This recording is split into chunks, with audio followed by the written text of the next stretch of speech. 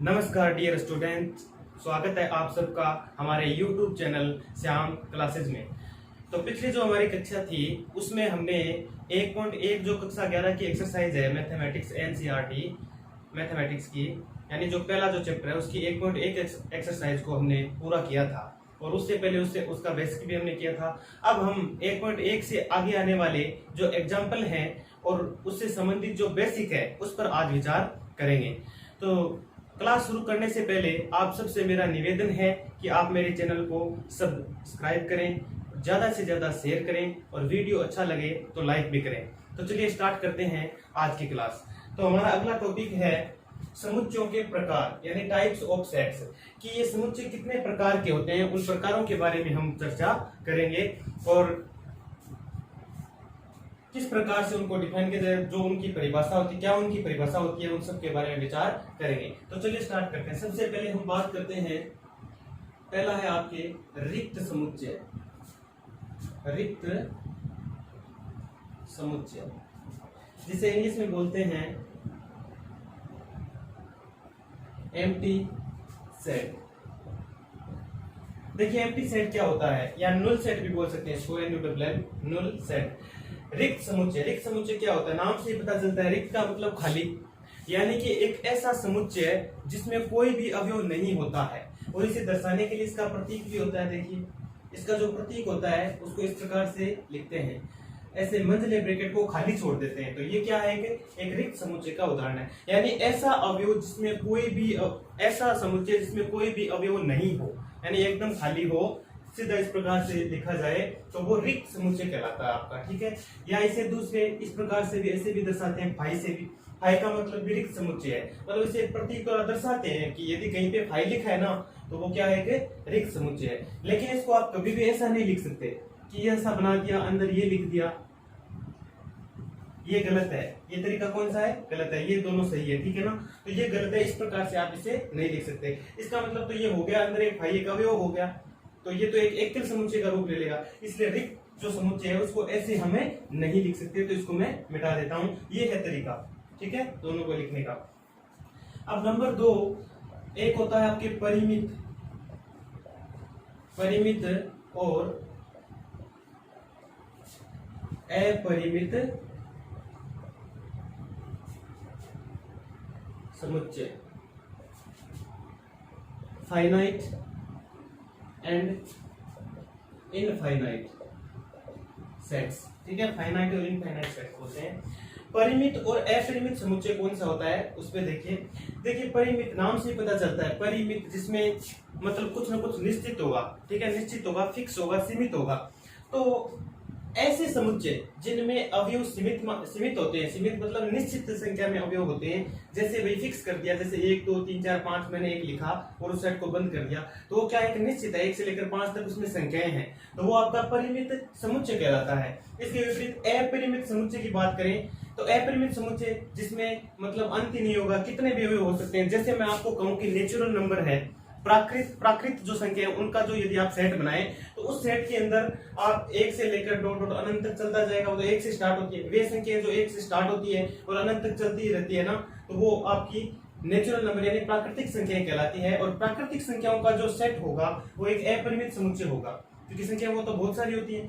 और परिमित समुच्चय जिसमें कुछ ना कुछ फिक्स मतलब निश्चित और सीमित होंगे, अवयव जो होंगे वो सीमित मात्रा में होंगे। जैसा कि मैं आपको कहूं, मान लीजिए a बराबर कोई सेट लिखा मैंने, 1 2 3 4 5 6 और यहाँ पे बंद कर दिया, तो यहाँ 1 से लेकर 6 तक अवयव लिख दिया मैंने a के अंदर, ठीक है। तो ये क्या है, आपका परिमित समुच्चय है। या मैंने ऐसे लिखा कि आपकी जो कक्षा है, जैसे कक्षा 11 है, मैं आपको कहूँ उसमें कक्षा 11 में आपकी जो कक्षा है उसमें जो छात्र और छात्राएं हैं उनका सेट बनाइए। मान लीजिए 5 छात्र हैं, 5 छात्राएं, तो 10 हैं टोटल। तो 10 जो आपके छात्र और छात्राएं हैं उनका एक सेट बनेगा, तो वो भी क्या हुआ है, परिमित ही होगा, क्योंकि उसने कक्षा 11 का फिक्स कर दिया है, तो वो एक परिमित होगा क्योंकि उसमें फिक्स है, 10 छात्र और छात्राएं होंगे। और जैसे मैं आपको कहूं कि इस संसार में, इस पूरे संसार में वृक्षों का समुच्चय बनाने को कहें आपको कि वृक्षों का समुच्चय, तो वृक्ष तो अनंत है, बहुत सारे हैं। आकाश में तारों का, ये तारे जो हैं उनका यदि समुच्चय है तो वो भी अपरिमित है, तो उनको हम अपरिमित बोलेंगे। यानी परिमित कौन सा होगा, जिसमें अवयवों की संख्या सीमित होगी, और अपरिमित कौन सा है जिसमें अवयवों की संख्या असीमित होती है। ठीक है, जैसे मैं लिखूं, जैसे ये तो हो गया परिमित का। अब अपरिमित का मैं लिखता हूं यहाँ पे, अपरिमित का उदाहरण लिखता हूं यहाँ पर। बी एक सेट ले लिया और मैंने ऐसा लिखा 1 2 3 4 5, ऐसे ही चलता ही जा रहा है। तो ये क्या है, एक नेचुरल नंबर का सेट है। ठीक है, और नेचुरल नंबर 1 से लेकर अनंत तक चलेंगे तो ये क्या हो गया आपका अपरिमित समुच्चय हो गया। तो इस प्रकार से लिखते हैं। ऐसे ही परिमेय संख्याओं का जो समुच्चय होगा, जैसे मैं कहूंगा आपको परिमेय संख्याओं का एक समुच्चय, तो वो भी क्या होगा, अपरिमित समुच्चय। रियल नंबर्स का सेट बनाओ तो वो भी क्या होगा, एक अपरिमित समुच्चय, क्योंकि उनका कोई अंत नहीं है। तो ये हो गए आपकी दो परिभाषाएं, रिक्त समुच्चय हो गया, परिमित और अपरिमित समुच्चय हमने कर लिया। अब हम बढ़ते हैं आगे। तो इसको मैं हटा देता हूं इन दोनों को।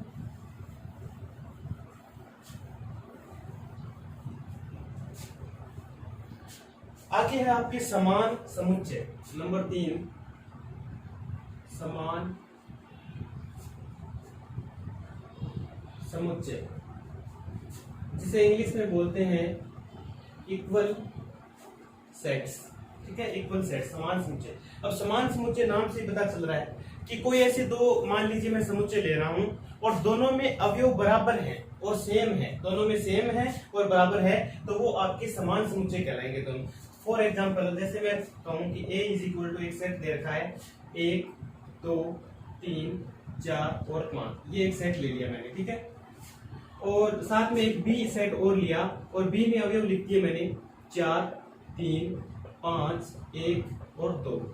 अब ध्यान से देखिए, हाँ क्रम में इसमें अलग अलग है, क्रम से देखिए, इसमें तो 1 2 3 4 5 क्रम से लिखा हुआ है एकदम, लेकिन इसमें कोई क्रम नहीं है। पहले 4 यानी पहले 4 लिखा, फिर 3 फिर 5 फिर 1 फिर 2। तो क्रम का कोई महत्व की जरूरी नहीं है, कि ये जरूरी नहीं कि क्रम का महत्व हो। दोनों में अवयव देखिए 5 इसमें और सेम भी है, बस आगे पीछे लिख दिए गए हैं। तो ये यहाँ आप कह सकते हैं कि a is equal to b. अन्यथा यदि a b के बराबर नहीं होता तो वो असमान समुच्चय होता, समान समुच्चय नहीं होता। तो ऐसा समुच्चय या ऐसे दो समुच्चय जिनमें अवयवों की संख्या समान हो, बराबर हो, ठीक है, तो वो क्या कहलाएंगे, आपके समान समुच्चय कहलाएंगे। तो a और b यहाँ पे क्या है, समान है। यदि नहीं होते तो हम a नॉट इक्वल b कर देते, लेकिन यहाँ a और b क्या है, दोनों बराबर है, तो a बराबर b, तो इसको कहेंगे हम समान समुच्चय। एक और आता आपके एकल समुच्चय। अब ये भी देखिए, नाम से पता चल रहा है एकल समुच्चय कौन सा होगा, ऐसा समुच्चय जिसमें, ऐसा सेट जिसमें मात्र एक ही अवयव हो, तो वो उसे कहते हैं एकल समुच्चय। फॉर एग्जांपल मैं आपको कहूं कि जैसे ये लिखा है मैंने, ये एक सेट है a is equal to b, a is equal to, और यहाँ पे इस ब्रैकेट में मैंने यहाँ पे मंझले ब्रैकेट में एक ही अवयव लिखा है, तो ये एक सेट बन गया, ये एक एकल समुच्चय, क्योंकि इसमें एक ही अवयव है। और ऐसा समुच्चय जिसमें एक ही अवयव होता है वो आपका एकल समुच्चय कहलाता है। तो ये एकल समुच्चय हो गया आपका। जैसे और भी ले सकते हो आप, b इज इक्वल टू मैंने लिखा, जैसे यहाँ पे नाम लिख दिया कोई आम, तो ये भी क्या है, एक एकल समुच्चय है। ठीक है, तो ये कुछ प्रकार थे 3 4 5 जो हमने किए हैं। अब कुछ एग्जांपल्स हैं, उनके बारे में थोड़ी सी चर्चा कर लेते हैं। तो चलिए बढ़ते हैं आगे।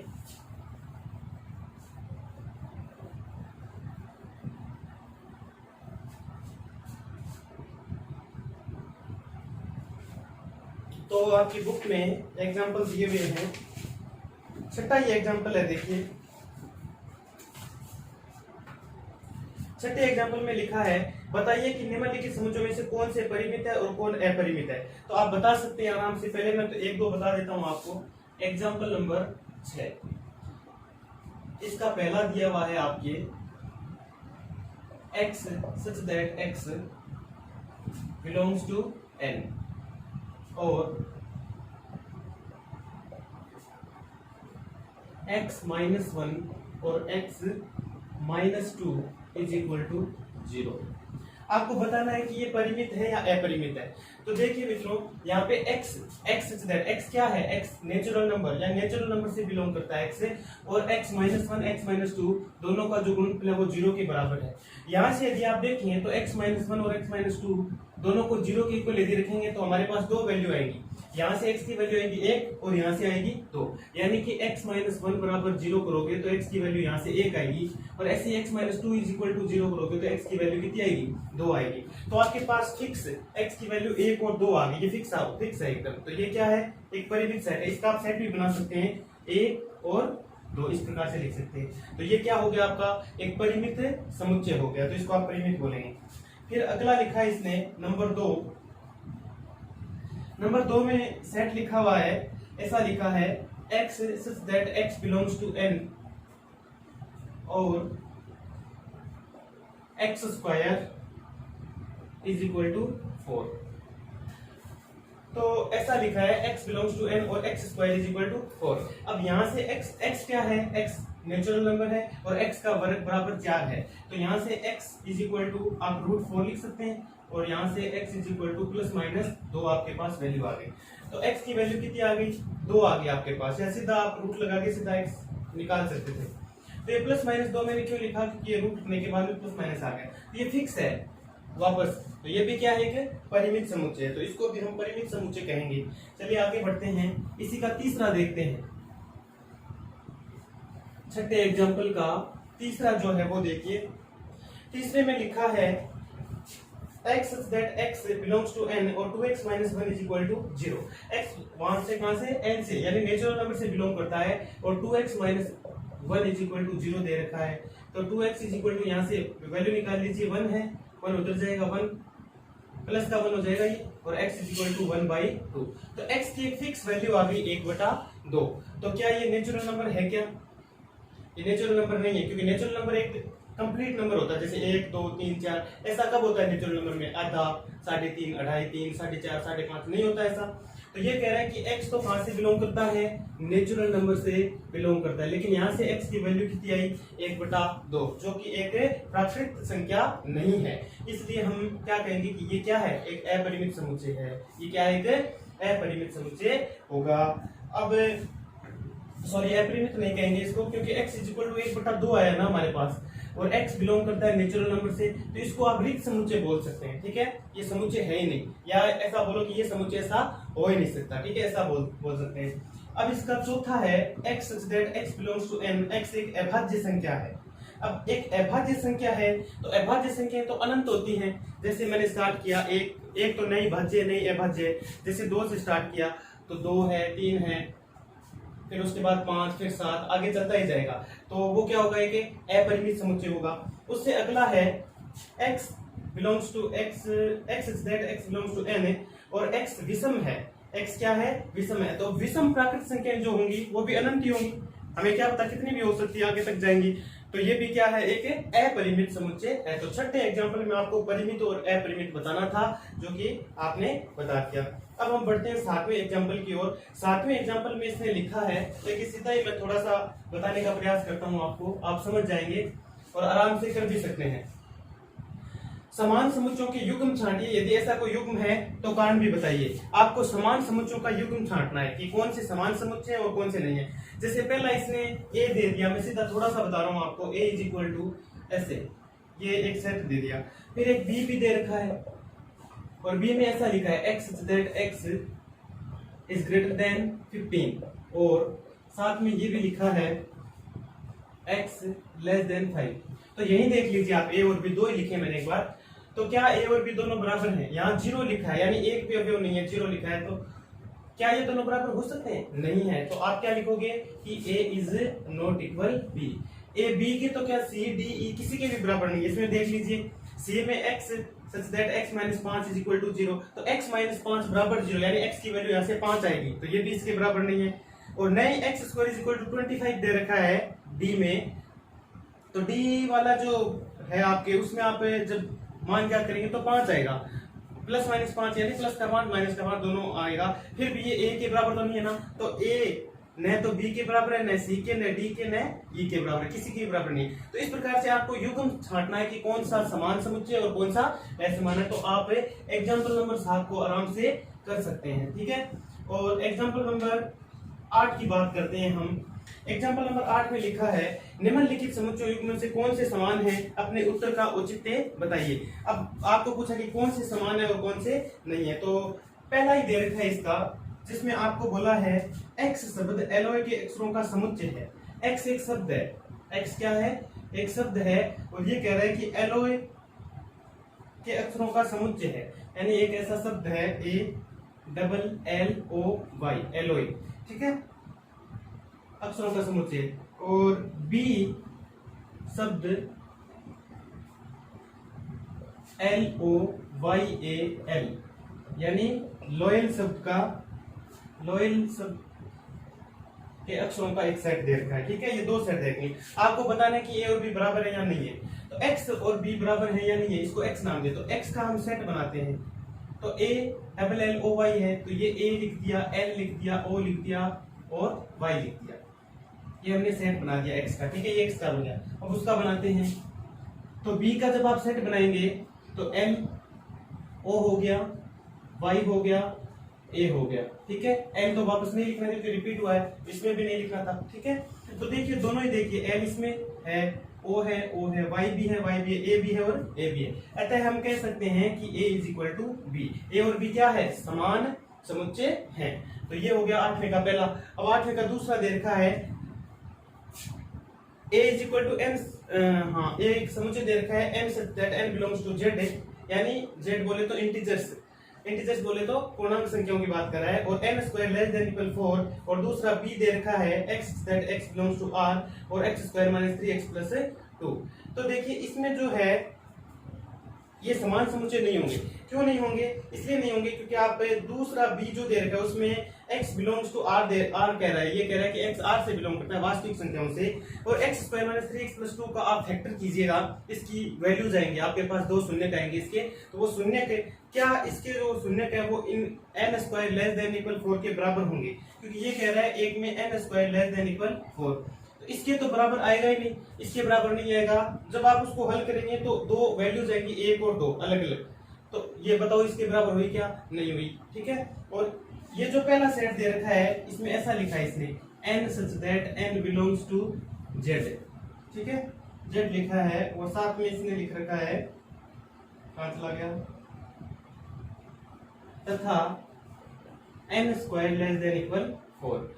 तो यहां से ये कह रहा है कि n क्या है, कोई इंटीजर है, ठीक है, इंटीजर है, और इंटीजर है, इंटीजर होने के साथ साथ इस n का जो वर्ग है वो 4 के बराबर या 4 से कम है, तो आप -2 का वर्ग करो, -1 का वर्ग करो, 4 के बराबर आ रहा है, ऊपर तो नहीं गया, 0 का वर्ग करो, 1 का वर्ग करो, 2 का वर्ग करो, तो ये ऐसी संख्याएं हैं जिनका वर्ग करने पर ये इसके इक्वल आता है, ठीक है। तो लेकिन इसका आप सेट बनाओ, ये मान लीजिए आपने एक सेट बना दिया इसका, तो क्या ये सेट उस सेट के बराबर है, नहीं होगा बिल्कुल। पहले बात तो अवयव ही बराबर नहीं होंगे ना, तो ये समान समुच्चय नहीं कहलाएंगे। तो इस प्रकार से हमने आज कुछ एग्जांपल कर लिए, और इसके साथ ही जो बेसिक था यानी समुच्चयों के प्रकार उसको हमने कर लिया। अगली जो हमारी क्लास होगी उसके अंदर हम जो एक्सरसाइज 1.2 है उसको हल करेंगे। धन्यवाद मित्रों।